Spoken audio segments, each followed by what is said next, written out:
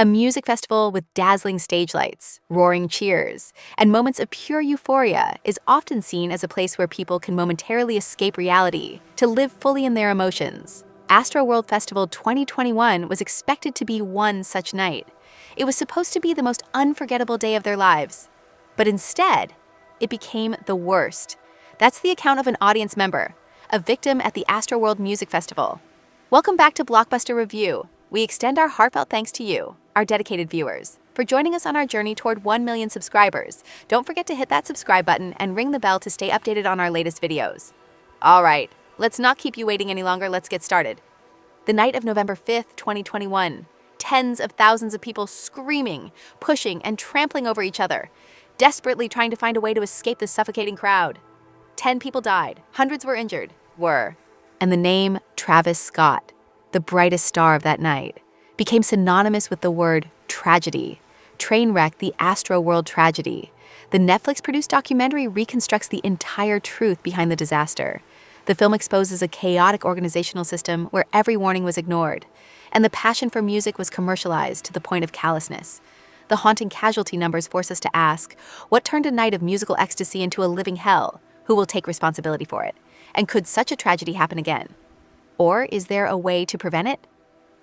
Let's dive into it in today's video. Travis Scott is one of the most influential artists in the American hip-hop scene over the past decade.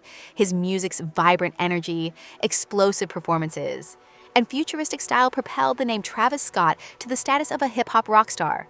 Every one of his shows is an earthquake in the literal sense, as tens of thousands of fans become wildly excited, dancing to the intense beats, sometimes to the point of losing control. Travis Scott emerged at the right place, at the right time to satisfy his fans. Modern life is filled with stress and pressure, and in that relentless grind, people crave something wild, something chaotic, where they can feel free, even if just for a fleeting moment. And from that very spirit, the Astroworld Festival was born. Like a dream, a brainchild of Travis, inspired by the amusement park from his childhood that was torn down in his hometown of Houston, Travis created a world entirely distinct for himself and his fans. From its first iteration in 2018, Astroworld quickly became one of the most notable music events in America. In 2019, the festival returned on a larger scale, with bigger artists, more explosive music, and greater energy. But the party had barely begun when it hit a roadblock. The COVID pandemic swept across the globe. Astroworld 2020 was forced to cancel. Then, a year later, Travis announced the return of the wildest music festival, like a salvation, a liberation for fans from the suffocating lockdowns and isolation. That news sent the people of Houston and diehard fans everywhere into a frenzy of excitement. But they didn't anticipate that when that excitement peaked, the line between exhilaration and chaos would blur. A grand music festival turned into a haunting tragedy. The return of Astroworld 2021 sparked a massive frenzy. Within just 30 minutes of tickets going on sale, they were completely sold out. Most attendees came because they loved Travis Scott's music, wanting to immerse themselves in the festival's electrifying atmosphere as a way to reward themselves after the relentless grind of everyday life. The festival didn't officially open until 10 a.m., but from the crack of dawn, fans were already preparing, traveling long distances to Houston, ready to go all out, lining up early at the gates to snag prime spots. By 9 a.m., Travis announced the return of the wildest music festival, like a salvation, a liberation for fans from the suffocating lockdowns and isolation. That news sent the people of Houston and diehard fans everywhere into a frenzy of excitement. But they didn't anticipate that when that excitement peaked, the line between exhilaration and chaos would blur. A grand music festival turned into a haunting tragedy. The return of Astroworld 2021 sparked a massive frenzy. Within just 30 minutes of tickets going on sale, they were completely sold out. Most attendees came because they loved Travis Scott's music, wanting to immerse themselves in the festival's electrifying atmosphere as a way to reward themselves after the relentless grind of everyday life. The festival didn't officially open until 10 a.m., but from the crack of dawn, fans were already preparing, traveling long distances to Houston, ready to go all out, lining up early at the gates to snag prime spots. By 9 a.m., as the gates prepared to open, fans were already screaming and shoving, causing minor injuries at the entry checkpoints. At 10:00 a.m., as soon as the gates opened, the crowd surged into the festival grounds. Thousands of fans tore down barriers, bypassing ticket checks to swarm the merchandise area. Security staff were caught off guard, Unsure how to handle the chaotic situation, the Houston police, hired to provide security, were equally powerless. The entrance area descended into total chaos, with even ticketless individuals climbing over fences from multiple directions to get in. After the chaotic opening, the atmosphere at Astroworld became more electrified than ever. Travis Scott had truly resurrected his childhood amusement park through his sheer influence. Fans were swept up in the festival's vibrant energy, enjoying carnival rides and bonding with new friends who shared their passion. Dozens of performances by guest artists ran from morning to evening on a large stage, yet many fans still packed tightly around the main stage for Travis Scott, the festival's headliner, set to perform that evening at 7:45 p.m. As the final guest performer's set ended, the entire crowd began flooding toward Travis's stage. At 8:45 p.m., a countdown timer flashed on the LED screen, signaling Travis Scott's imminent appearance. As the numbers ticked down on the massive screen, the crowd under the stage grew denser. Everyone wanted to get closer to the stage to catch a glimpse of their idol. The crowd began pressing forward.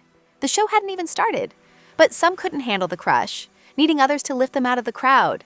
Many attendees said they couldn't breathe, but their complaints were brushed off, sometimes even by themselves. As such conditions seemed par for the course at a massive music festival like this, their cries were drowned out by the countdown to Travis Scott's entrance. And then the giant screen hit 0, the music blared, and the entire crowd surged forward. It wasn't a forward march, but a drift, as the space was so packed that people could only move with the crowd's momentum. At 9:02 p.m., Travis Scott leaped onto the stage. The crowd went absolutely wild. A human earthquake erupted instantly. But that frenzy didn't last long. Within minutes, many attendees began collapsing from lack of air. Amid the deafening music and ecstatic screams, cries for help began to rise but went unanswered. The standing area, packed with tens of thousands, became a suffocating trap with no escape. Many fainted but had no room to fall, swaying helplessly with the crowd. One security guard reported pulling over 20 people out of the crush alone. He looked around and saw people gasping for air, faces pale, struggling to climb out. The crowd surged forward, crashed into barriers, and was pushed back, creating relentless waves. Those in the middle were shoved and toppled, stacked 3 or 4 deep with no way to break free. It felt like drowning on dry land in a sea of chaos. Hundreds of 911 calls flooded in, reporting the chaos at Astroworld and demanding the show stop immediately. Aiden Cruz, a young man who climbed out of the crowd, scrambled to a camera operator and repeatedly begged to stop the show. He screamed that people were dying down there, but was met with dismissal from both the crew and nearby fans, who thought he was ruining the vibe. Aiden was desperate because his friend Brianna was collapsing in the crowd. The music kept blaring, and those being crushed were trapped in an endless nightmare. Festival medical staff, expecting an easy gig, were unprepared for the flood of patients needing urgent care. Jose Villegas, a medic at the festival, was called to an unconscious attendee. When he arrived, he couldn't find a pulse. Jose immediately began CPR. He needed medical supplies urgently, but when he contacted the command center, they were just as shocked. The number of fainting and cardiac arrest cases kept climbing. Ambulances were dispatched to the stage area. Even attendees with first aid knowledge jumped in to help. Lives were pulled back from the brink. At 9:42 p.m., Travis finally noticed something was wrong and paused the music for a few seconds. He saw an unconscious person and signaled for staff to remove them. But instead of stopping the show, Travis stood there, watching the crew tend to the victim while singing and swaying. The performance continued amid shouts from the crowd. To stop the show immediately, the Houston police consulted with Live Nation Entertainment, the event's organizer, and allowed the show to continue, reasoning that an abrupt stop could incite the crowd and cause even greater chaos. Scott Davidson, a crowd safety expert, analyzed the tragedy and said that the idea of continuing the show, even with just one CPR case underway, was already insane, let alone with multiple cases. But that insanity happened in an utterly baffling way. After the Houston police's decision, Drake appeared on stage to perform with Travis. The show dragged on until 10:13 p.m., over an hour, despite people slowly dying from being crushed below. After Travis Scott left the stage, people began to disperse. Many ran to find their loved ones, hoping they had safely escaped. Some reunions were filled with relief, like stepping back from the edge of death, but others were left in panic and shock, realizing their loved ones were gone forever. Hundreds were hospitalized with injuries, and 10 victims ultimately died from asphyxiation. All were under 30 years old. There was even a 9-year-old boy, John at 14, and Brianna, Aiden's friend, only 16. The horrific tragedy of November 5th left deep wounds and profound psychological trauma for the victims' families and loved ones. 4 years after the disaster, the family of one young man who died at Astroworld still hasn't overcome their grief. Aiden remains tormented by Brianna's loss in the face of such devastating consequences. Many can't help but wonder why an entire organizational system allowed this heartbreak to happen. Who will take responsibility for the incident the next morning? The media exploded with news about the disastrous performance. Public opinion grew frantic, and baseless rumors spread that attendees had overdosed on drugs, leading to their deaths. Fans were outraged, having endured a nightmare only to be falsely accused. They hoped Travis Scott would speak out to clarify the situation.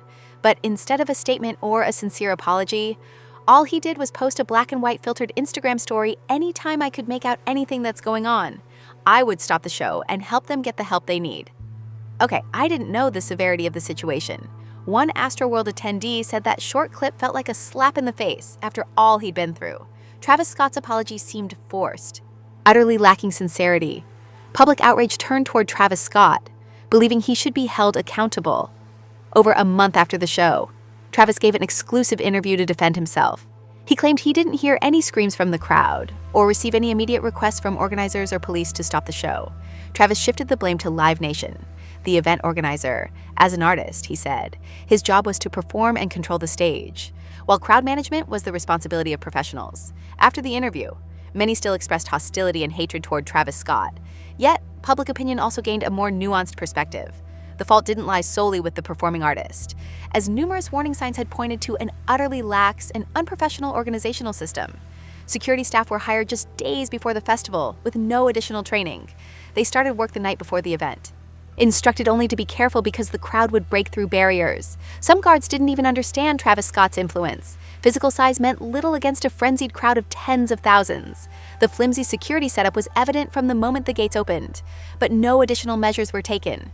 Barriers toppled by ticketless intruders weren't reinforced. In contrast to the guards' ignorance, Live Nation, Travis's direct partner, surely understood his fan base. Previous Travis events had sparked controversy for inciting crowd chaos. In Switzerland in 2015, Travis paused a show to yell into the mic to catch that bastard when a fan tried to steal his shoes. At another show, he encouraged people to jump from balconies. The chaos at Travis's performances was entirely predictable, yet Live Nation's arrangements were baffling. They sold 50,000 tickets, but the actual attendance was uncountable due to rampant gate crashing. Still, Live Nation prepared Travis Scott's main stage for only about 35,000 people. Even more bizarrely, they designed the stage area in a nonsensical way. The audience standing area was divided into 4 sections with a cross-shaped walkway in the center, but there was only one entry point on the right side of the stage. As fans rushed in, they naturally crowded the right side instead of circling to the left, causing a massive bottleneck while the other side remained spacious. Messages from Live Nation's team showed they were fully aware of what was happening.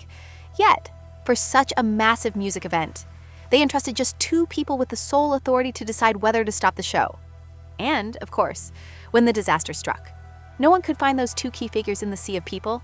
A crowd management expert analyzed that Astroworld's failures shared a common thread: the failure to speak truth to power. Countless opportunities to raise alarms were missed.